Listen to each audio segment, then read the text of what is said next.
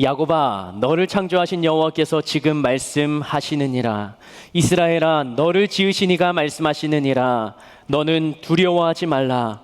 내가 너를 구속하였고 내가 너를 지명하여 불렀나니 너는 내 것이라. 불강.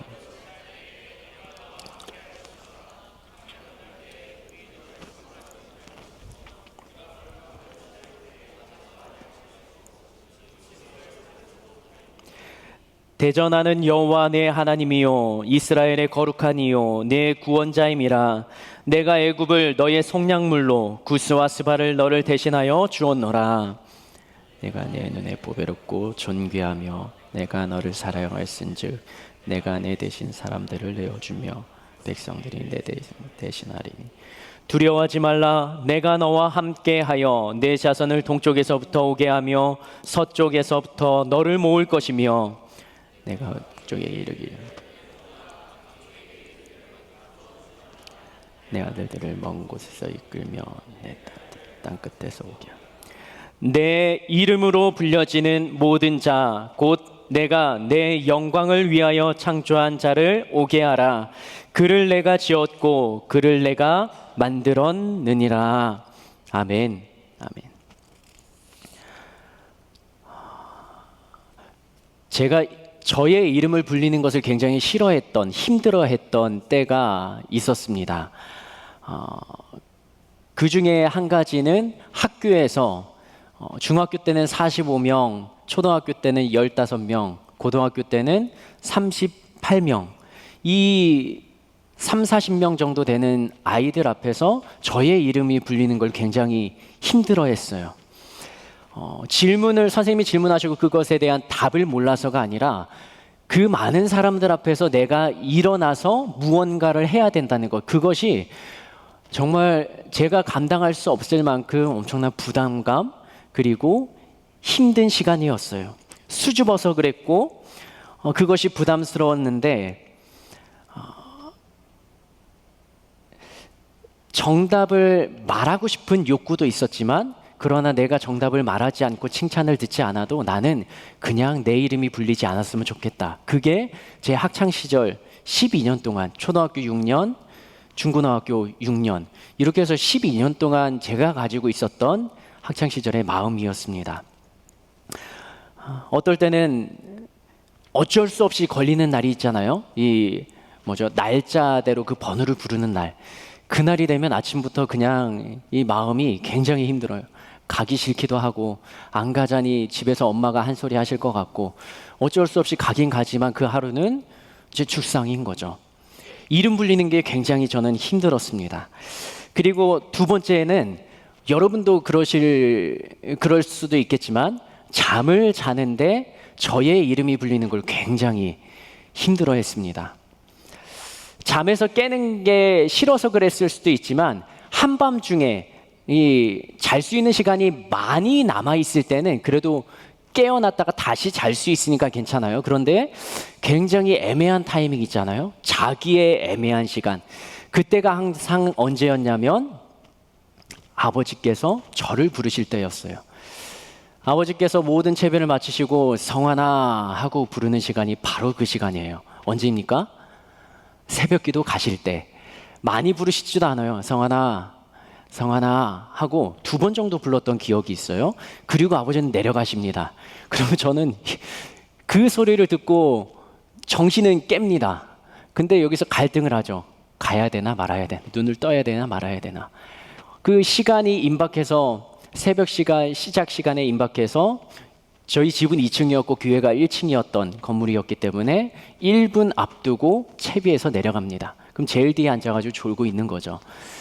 그렇게 두 가지, 학창 시절에 불렸던 제 이름, 잠을 자는데 한밤중이 아니라 새벽에 불렸던 너무나 부드럽고 너무나 다정다감한 목소리였는데 그게 그렇게 힘들었어요. 그래서 때로는 그 아버지가 아예 없었으면 좋겠다라는 생각을 그때는 그렇게도 했었죠.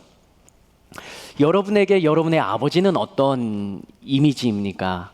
여러분도 아버지가 나의 이름을 부르는 것, 그게 굉장히 싫고 부담스럽게 느껴지십니까? 아니면 아버지가 나를 부르면 항상 반갑고 즐겁고 기분이 좋은 그런 음성입니까?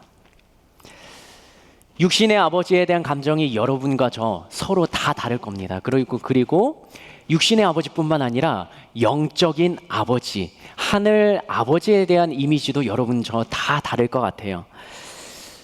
그러면 이 앞에 들었던 저의 설명에 빗대어서 하나님 아버지가 나를 부르신다면 여러분들은 왜 또 불렀어요? 하는 이런 부담감, 짜증이 먼저 나올까요? 아니면 하나님이 나를 부르시면 하나님, 그리고 미소가 번져지고 하나님께 오히려 기분 좋은 마음이 먼저 들 것입니까?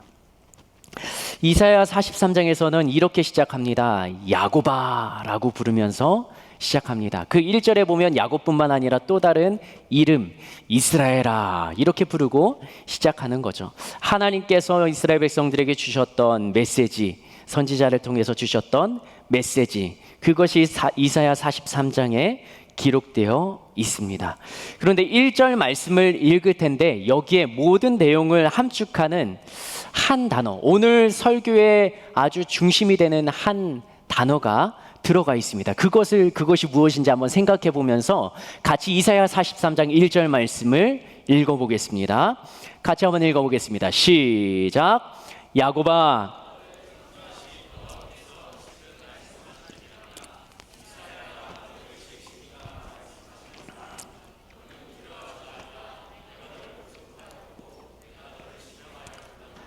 너는 내 것이라. 어떤 단어가 좀 중요할 것 같습니까? 혹시 오늘 주보에 있는 제목을 보셨습니까? 네. 어떤 단어가 중요하게 생각합니까? 네. 힌트는 제가 읽은 단어예요. 다른 것도 중요한 거 다 있겠지만, 그러나 오늘 말씀에서는 너는 내 것이라. 이것이 좀 포인트를 잡고 가고 싶은 단어입니다. 누구나 한 번쯤 불러봤을 노래가 있습니다. 그러나 이 노래를 이제서야 빠져가지고 입으로 흥얼대는 아이가 저희 집에 한 명 있습니다. 여러분이 많이 불렀을지 모르겠지만 귀요미송이라고 아십니까? 초코머핀 한 조각 시켜놓고, 이걸 제가 부를 수는 없잖아요. 귀엽게. 네, 그런데 그 첫 번째 문단이 아니라 두 번째 파트에서 이런 그 가사가 있습니다. 이 귀요미송이 뭔지 알죠? 남자 여자 노래잖아요. 완전히 푹 빠져가지고 귀엽게 부르는 노래잖아요. 한눈 팔지 마, 누가 뭐래도 내 거. 다른 여자랑 말도 섞지 마, 난 네 거. 새끼손가락 걸고 꼭 약속해줘요. 절대 나 혼자 내버려 두지 않기로. 말씀을 준비하면서 유겸이가 옆에서 자꾸 부릅니다. 지난 한 주간 그 한 달근 가까이 이따금 불렀어요. 요 어린이집에서 친구들이 좀 부르는 것 같아요. 그런데 말씀 준비해서 이게 좀 생각이 드는 거예요. 이 노래가 조금 그래요. 만약에 두 사람이 이 가사에 나오는 남자 여자가 서로 사랑하는 사이라면 애교로 봐줄 수 있을 것 같아요. 한눈 팔지 마, 누가 뭐래도 내 거. 그래, 너밖에 없어. 너만 바라볼 거야. 다른 여자랑 말도 섞지만 난 네 거. 그래, 너밖에 없어. 둘 다 사랑하는 사이면 굉장히 이렇게 관계가 좋을 수 있는데, 한 사람만 사랑하고 한 사람은 그 사랑을 받아주지 않는 굉장히 애매한 관계에서 들어보세요. 한눈 팔지 마, 누가 뭐래도 내 거. 이거 완전히 스토커죠. 다른 여자랑 말도 섞지만 난 네 거. 왜 여자가 너밖에 없냐? 다른 사람 있는데. 상황이 다르면 내용도 다르게 받아들여지는 거죠. 한 사람만 사랑하는 그 관계에서는 이보다 더 족쇄는 없는 거예요. 완전히 숨이 턱턱 막혀 오는 거죠. 오늘 본문에서 하나님이 말씀하십니다. 너는 내 것이라. 여러분들은 어떻게 다가옵니까? 하나님이 여러분들에게 너는 내 것이다 말씀을 하신다면 여러분들은 숨이 막혀서 턱턱 차오릅니까? 아니면 나는 하나님의 것이구나, 정말 감사하다, 이런 고백이 나올 수 있습니까? 우리가 잘생겨서 잘나서 무언가 잘해서 하나님에게 이뻐 보여서 하나님이 우리를 사랑하신다라고 성경에서는 기록하지 않습니다.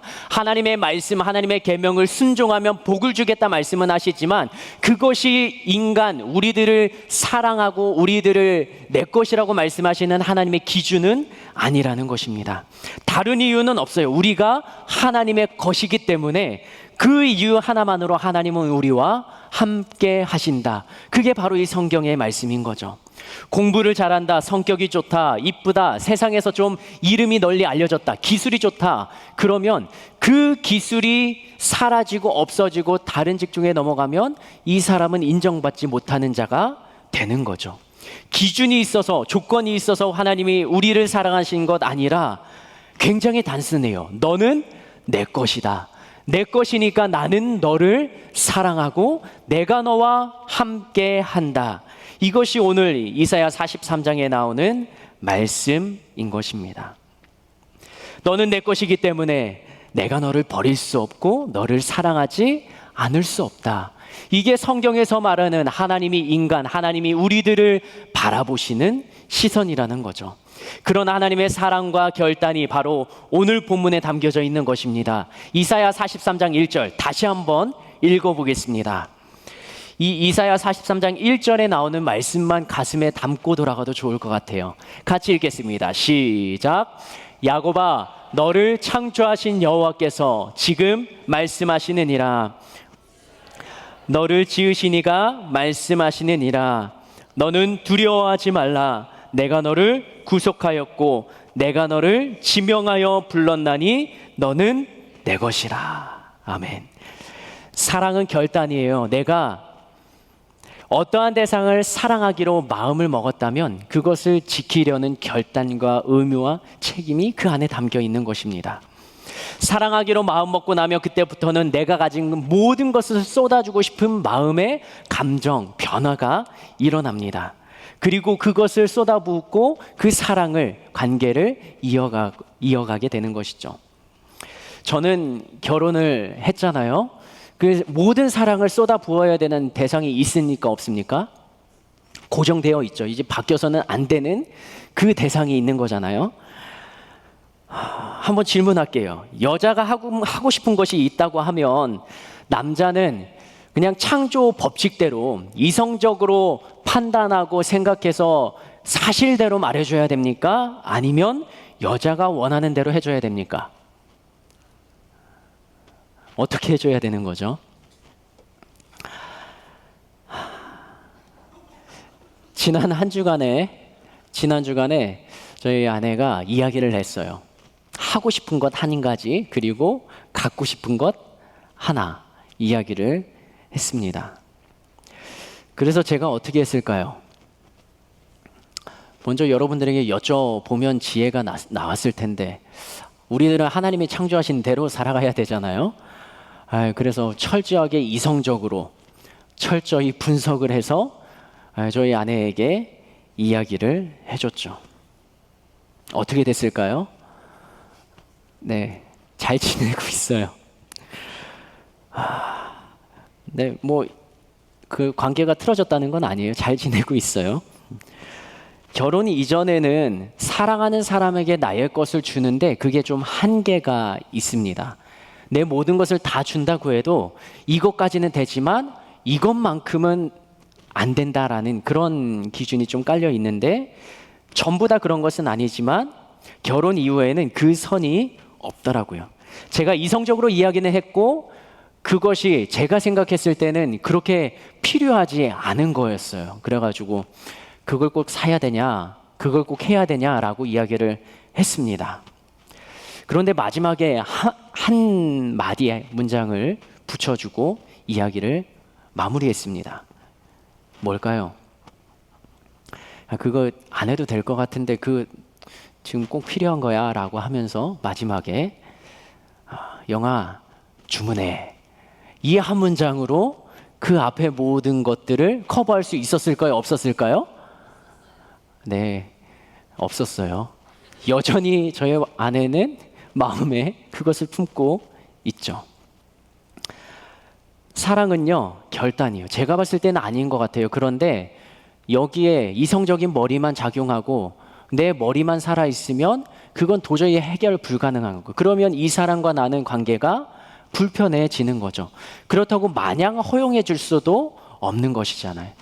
그것이 만약에 정말 필요하고 우리 가정에 필요하다, 당신에게 필요하다 그러면 이것을 기꺼이 하라고 내줄 수 있는 그런 다른 사람에게는 아닐지라도, 나에게는 그렇게 유하지 않는다 할지라도 그렇게 할 수 있는 결단과 용기가 때로는 필요한 것이 사랑의 관계 속에 있다라는 것이죠.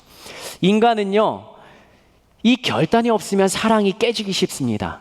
사랑한다 말하고 모든 걸 줄 것처럼 하지만 내가 그 사랑을 지키고자 하는 결단과 용기와 그러한 노력들이 없으면 인간과 인간의 관계에서는 깨지기 쉬운 게 사람의 관계입니다.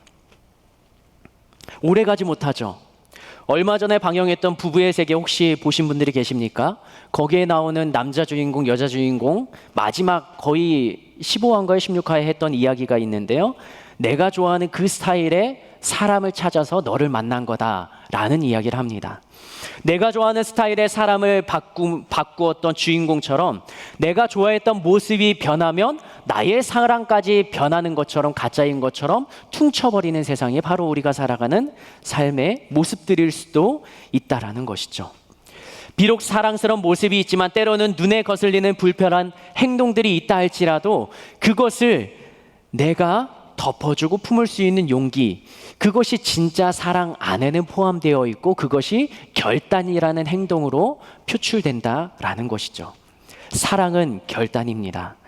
이사야 43장에서 말하는 것이 바로 이것입니다. 여기에 1절에는 하나님이 인간을 향한 사랑의 마음, 하나님이 인간을 향한 결단이 담겨 있습니다. 다시 한번 읽어볼까요? 이사야 43장 1절이요. 시작. 야곱아, 너를 창조하신 여호와께서 지금 말씀하시느니라. 이스라엘아, 너를 지으신 이가 말씀하시느니라. 너는 두려워하지 말라. 내가 너를 구속하였고 내가 너를 지명하여 불렀나니 너는 내 것이라. 성환아, 너는 내 거야. 성환아, 네가 무엇을 하든지 나는 너를 사랑하기로 결심했어. 라는 내용이 그 다음에 계속적으로 이어지는 게 43장 성경의 말씀이죠. 네가 나를 외면한다고 해도 나는 너를 사랑할 거야. 왜냐하면 내가 너를 선택했잖아. 하나님의 결심은 변함이 없습니다. 하나님의 결심은 흔들리지 않습니다. 달라지지 않습니다. 그것을 성경에서는 계속적으로 이야기하고 있는 것이죠. 그러나 성경이 기록하는 인간의 모습은 하나님이 변한 것이 아니라 인간의 마음, 인간이 하나님을 대하는 태도, 인간이 하나님을 바라보는 관점이 달라졌다라는 것이죠. 하나님의 사랑은 변치 않는데 인간의 마음과 생각, 사랑이 달라진 것입니다. 지난주에 골방 라이브 인사도 못할 만큼 시간이 너무 짧아서 좀 아쉬웠습니다. 여러 가지 좀 미흡한 부분이 있었지만 그 김상진 전도사님 그 불렀던 앨범으로 발표했던 곡이 타이틀곡이 뭐죠? 너를 선택한다라는 곡입니다. 우리가 오늘 예배 전에도 기도 영상에 같이 나왔던 찬양인데요. 그 골방 라이브 한번 보도록 하겠습니다. 여기 나오는 가사를 한번 다시 한번 새기면서 한번 들어보십시오.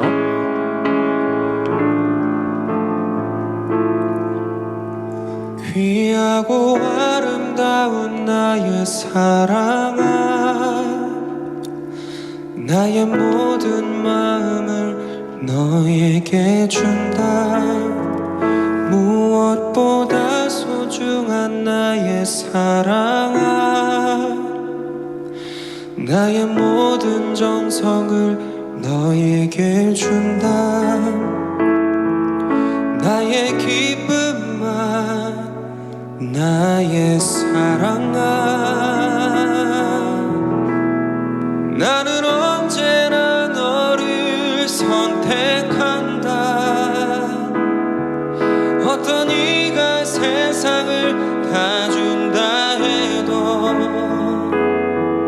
나는 언제나 너를 선택한다. 내 모든 것을 포기해야 한데도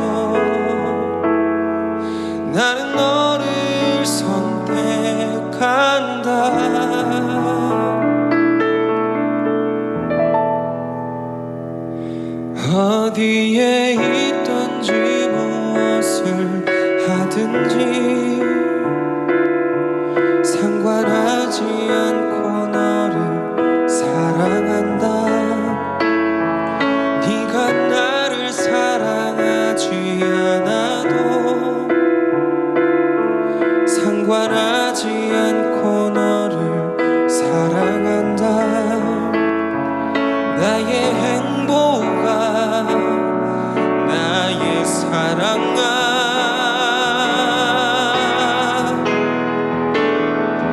나는 언제나 너를 선택한다. 어떤 이가 세상을 다 준다 해도 나는 언제나 너를 선택한다. 내 모든 것을 포기해야 한데도 나는 너를 선택한다. 네가 잘난 사람이 아니어도 다른 사람들이 손가락질해도 난 항상 변함없이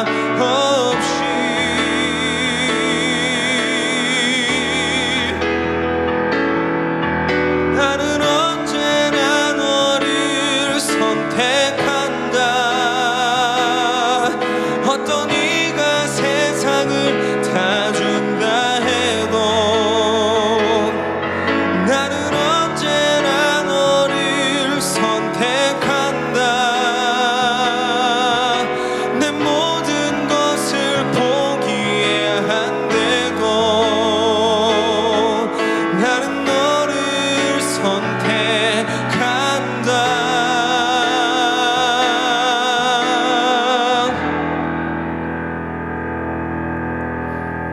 널 사랑한다.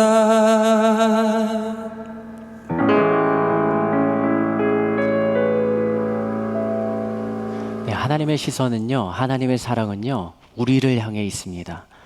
우리가 하나님을 선택한 것도 우리의 반응과 행위에는 포함되어 있지만 하나님이 먼저 우리를 선택하셨다. 이게 성경에서 말하고 있는 하나님의 시선입니다. 내가 잘해서가 아니라 하나님의 전적인 결단이라는 것. 하나님이 인간, 나를 사랑하셔서 나를 선택하셨다는 것. 오늘 여러분과 저를 향한 하나님의 메시지가 아닐까요? 하나님께서 나를 선택하셨으니까 나에게는 어려움이 없다. 이게 아닌 거죠. 오늘 본문에서는 하나님의 선택받은 너는 내 것이라 말하는 그 백성이 걸어가는 길을 2절에서 이야기하고 있습니다. 같이 한번 읽어볼까요? 이사야 43장 2절 말씀입니다. 시작. 내가 물 가운데로 지날 때에 내가 너와 함께 할 것이라. 강을 건널 때에 물이 너를 침몰하지 못할 것이며 내가 불 가운데로 지날 때에 타지도 아니할 것이요 불꽃이 너를 사르지도 못하리니. 물 가운데 지날 때가 있어요. 강 건널 때 그 물이 나를 휘몰아쳐서 내가 탄 배가 뒤집히고 죽을 것 같은 그러한 감정의 고통을 느낄 때가 있습니다. 때로는 불같이 나를 태울 듯이 몰아세우는 환경과 나를 향한 시선들이, 따가운 시선들이 있을 수가 있다라는 것이죠. 그러나 내가 고난 중에 있을 때 그곳에서 여전히 나와 함께 하시는 하나님, 우리가 다니엘의 사건을 통해서 그 세 친구를 통해서도 살펴보지 않았습니까? 사자굴 속에서도 풀무불 속에서도 여전히 함께 하시는 하나님. 하나님의 시선은 함께하고 우리가 하나님을 바라보고 우리의 삶의 결단과 행동이 주님을 바라보고 있으면 거기에는 하나님의 기적과 역사가, 또 그렇게 문제 해결이 아닐지라도 나의 감정에는 기쁨과 감사의 고백이 나올 수가 있다라는 것이죠. 왜냐하면 하나님께서 나와 함께 하시기 때문에요. 그래서 5절 말씀에 이렇게 말씀하십니다. 같이 한번 읽어보겠습니다. 5절입니다. 시작. 두려워하지 말라. 내가 너와 함께 하겠다. 물 가운데 강을 지날 때의 불 속에서도 나를 휘몰아치는 상황 가운데에도 우리들은 두려움이라는 감정을 떨쳐버릴 수는 없습니다. 나의 힘으로 해결할 수는 없습니다. 그러나 나를 택하시고 나를 선택하신, 너는 내 것이라 말씀하신 그 하나님이 나와 함께 하심을 믿는 자라면, 그 안에 믿음이 있는 자라면 환경을 뛰어넘는 믿음을 소유할 수 있다라는 것이죠.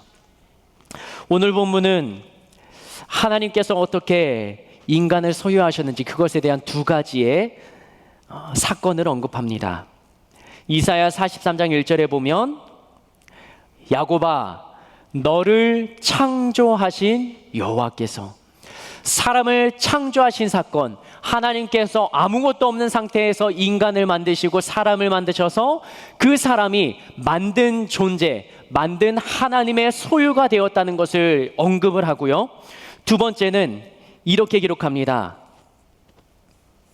43장 1절 말씀 중반 이후에 보면 너는 두려워하지 말라. 내가 너를 지명하여 내가 너를 구속하였고, 하나님께서 창조하셔서 하나님의 백성으로 만드셨던 사건을 최초의 인류의 사건을 기록했다면, 두 번째는 구속이라는 단어를 사용합니다.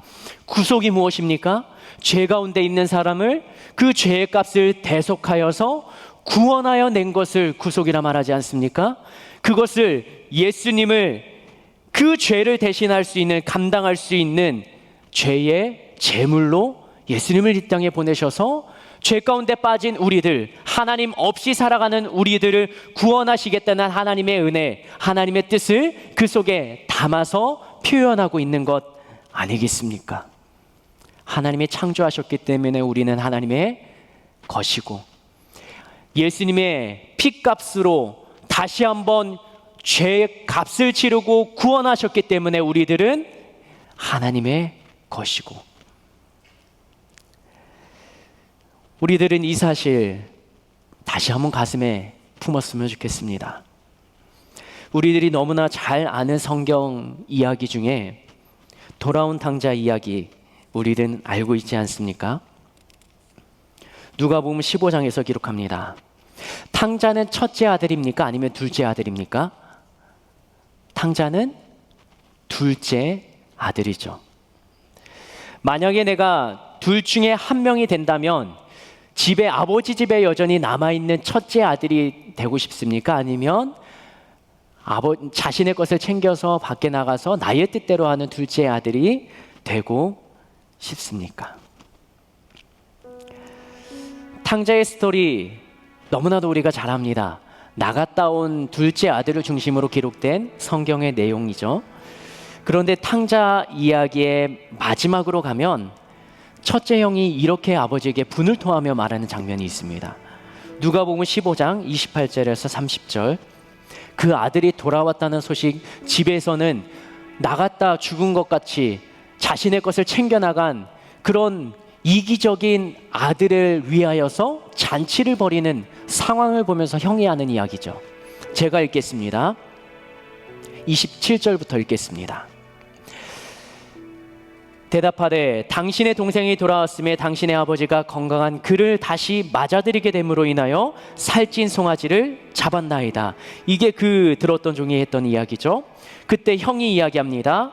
그가 노하여 들어가고자 하지 아니하거늘 아버지가 나와서 권한대 아버지께서 대답하여 이르되 내가 여러 해 아버지를 섬겨 명을 어김이 없거늘 내게는 염소 새끼라도 주어 나와 내 벗으로 즐기게 하신 일이 없더니 아버지의 살림을 창녀들과 함께 삼켜버린 이 아들이 돌아오매 이를 위하여 살찐 송아지를 잡으셨나이다.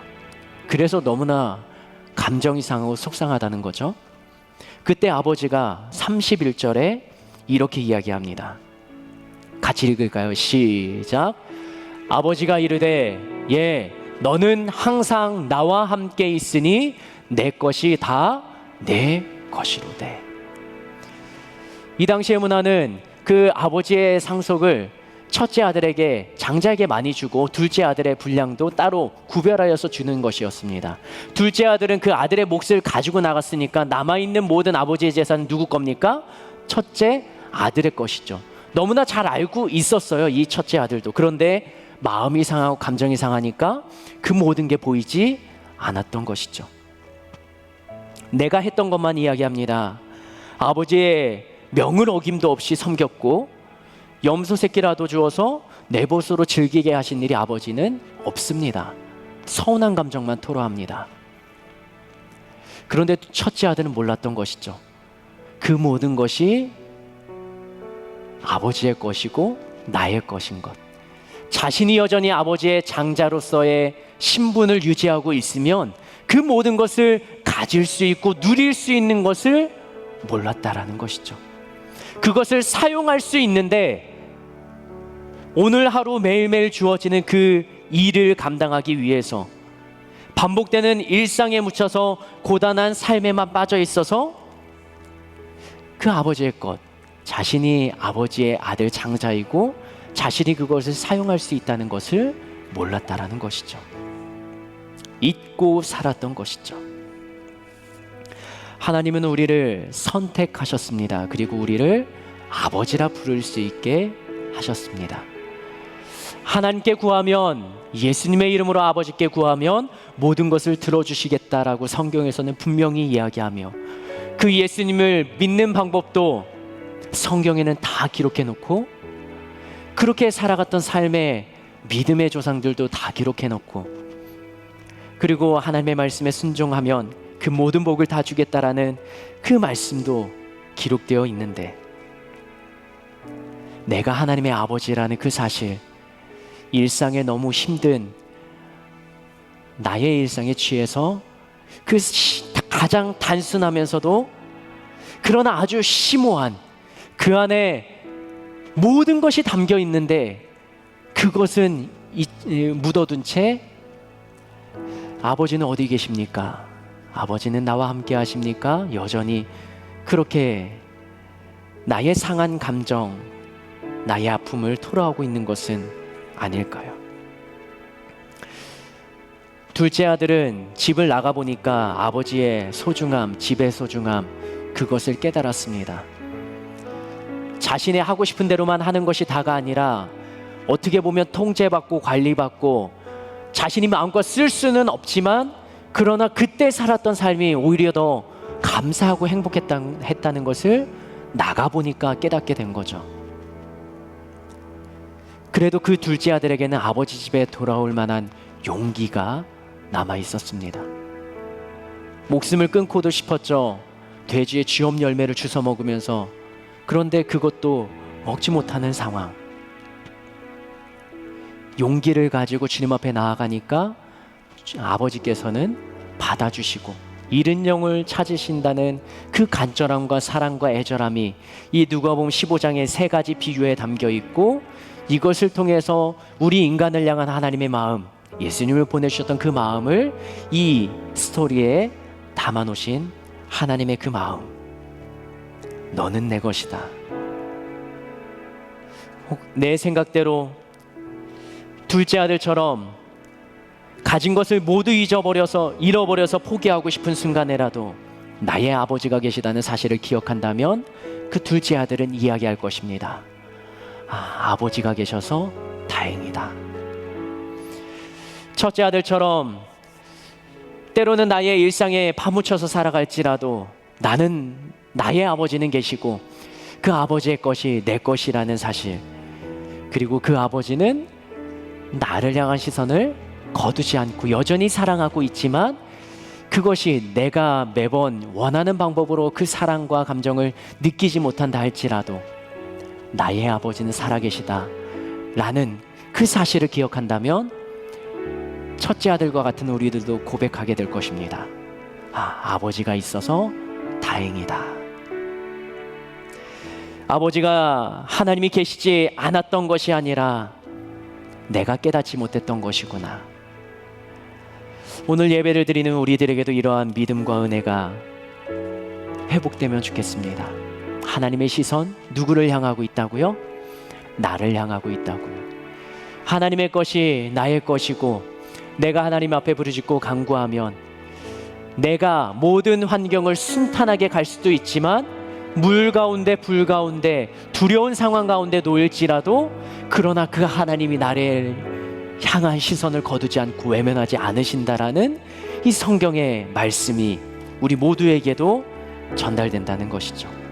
그렇기 때문에 두려워하지 않을 수 있는 것입니다. 그 하나님이 나의 하나님이 되어주시기 때문에요. 우리 함께 찬양으로 고백하며 기도의 자리 나아가면 좋겠습니다.